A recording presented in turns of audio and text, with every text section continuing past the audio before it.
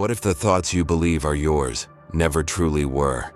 What if the shape of your beliefs, your fears, your certainties were all molded by invisible hands long before you ever dared to question them? This is the hidden philosophy of control, how society programs your thoughts. And once you see it, you can never unsee it. Stay with me, because what you're about to hear might feel like a confession whispered from the darkest corners of philosophy and power. And if it disturbs you, good. That means you're still capable of being disturbed. Let's begin. Since the dawn of civilization, every society has carried a hidden manual of control. Some call it religion, others ideology. Some call it culture, or even common sense. But the true name doesn't matter. What matters is that it works, and it works best when you don't know it's there. Why? Because the easiest mind to control is the one convinced it's free. It starts early. The first words you learn aren't yours. The rules of what's normal are handed to you by voices older than memory. Family, school, state, media. You're taught what is shameful, what is noble, what is dangerous to question. And slowly, invisibly, the bars of your mental cage are built by people who never had the courage to escape their own. Society programs your thoughts not by telling you what to think, but by defining the boundaries of what you're allowed to think. Beyond those boundaries lies exile, mockery, or worse, irrelevance. And most people would rather betray their own curiosity than feel irrelevant. Consider this. Have you ever wondered why rebellion itself is marketed? Why every generation has its approved version of rebellion, its fashion, its slogans, its curated outrage? Because true rebellion is not profitable, but a controlled rebellion, that keeps the machine running. It sells you identity while ensuring you remain within the fence. This is the hidden philosophy of control. Don't crush the human spirit outright. Channel it, redirect it, make it feel powerful while ensuring it remains harmless to the system. A philosopher once said, "Man is born free, but everywhere he is in chains." Yet the most effective chains are not iron, they're invisible, crafted from language, shame, and desire. Ask yourself, how many of your deepest convictions came from genuine reflection? And how many were absorbed because they felt safe, popular, or obvious? Society is not just a collection of people. It is a living network of expectations, roles, and silent agreements. And to belong, you must submit to its narrative. Those who refuse are labeled extremists, madmen, or dreamers. Society is designed to fear them, ridicule them, or erase them. Here's the dark truth. The architects of this programming aren't always malicious. Most are simply passing down the very conditioning that trapped them. A priest preaches because he believes. A teacher repeats dogma because he was rewarded for obedience. A politician promises freedom while believing power is the only truth worth having. But somewhere in every age there are those who see through the illusion, and often they pay the price. Think about it.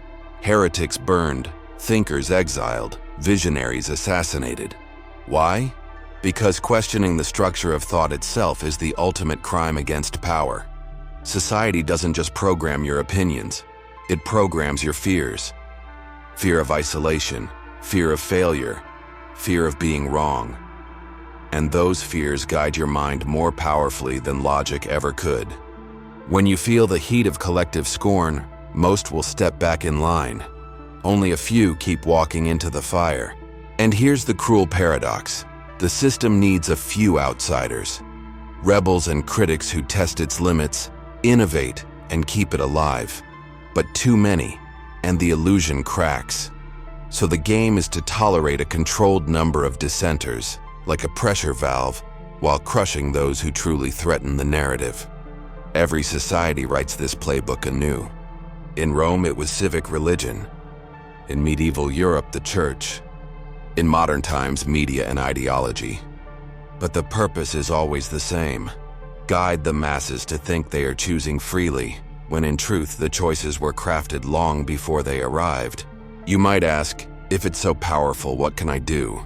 And here's the uncomfortable answer. Most won't do anything. Even now, some who watch will nod, agree, and tomorrow go back to the comfort of programmed certainty. Because freedom of mind is not comfortable, it is terrifying. To break the spell, you must do what few dare. Examine every belief you hold, including the ones that feel sacred. You must stand alone in the silence beyond the crowd, willing to be misunderstood, mocked, even hated. Most people cannot bear that loneliness, so they remain programmable. But if you can endure it, even a moment, you will see that most ideas you defend are inherited, not chosen. And true thought begins where that inheritance ends. Think of it like this. Your mind was given to you blank. The world wrote on it.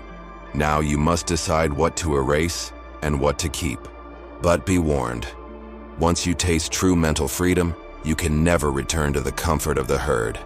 And you'll see it everywhere, in news, in conversations, in your own impulses. The machinery behind every opinion, every outrage, every trend. And when you see it, you'll understand why the greatest minds in history often ended lonely, exiled, or feared. Not because they were wrong, but because they were uncontrollable. If this unsettles you, let it. If it enrages you, ask why. And if it inspires you, remember this. Awareness is the first rebellion. Action is the second. So dare to think dangerously. Question what you're told, especially when it feels good to believe. And remember, a mind that seeks comfort over truth was programmed to remain a prisoner. If you've stayed with me this far, you are already among the few who dare look beyond the surface. Don't stop here. Like this video if it sparked something in you. Share it with someone you know feels the same hunger.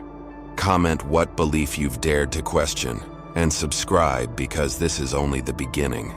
Society can program your thoughts, but it can't program your will unless you allow it. And in the silent war for your mind, awareness is your only shield. Now ask yourself honestly, what thoughts are truly yours? And what were whispered to you before you ever learned to question? Welcome to the dark side of philosophy, and welcome to the first step toward freedom.